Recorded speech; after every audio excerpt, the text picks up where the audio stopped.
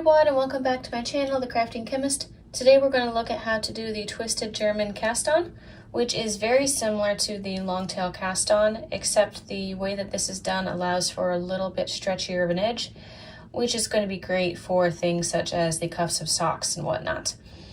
So to get started, I'm just going to use one needle for this cast-on. I'm going to make a slip knot, leaving a long tail as shown. I'm going to then have my tail end around my thumb, index finger around the working end, grabbing and holding both ends with these 3 fingers. I'm then going to rotate my hand around like so. To do this stitch, you're going to take your needle and go under both of these around the thumb, and then going in between them and under. I'm then going to go around behind like this with the thread of the index finger. And I'm going to finish by untwisting this around my thumb, pulling it through the middle, and drop and pull. Let me show that a couple more times.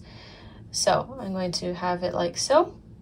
I'm going to go under both around the thumb, through the middle. Then I'm going to go around the thread or the yarn in the index finger. I'm just going to rotate that finger down to untwist it, pull it through, drop, pull. One more time here, slow, between, underneath those, in between, around,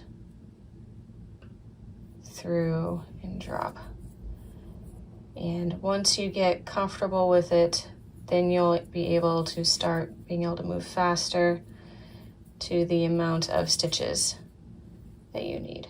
And there you have it. So once you have quite a few stitches here, you can see kind of what it looks like. It's got some stretch and give to it. It'll gain more as you do final rows. When it comes to the length of your tail, you just want it several times longer than the width of your project, just so you don't run out. I prefer having a little bit extra that I have to trim off later than having to take it all out and restart over and over again.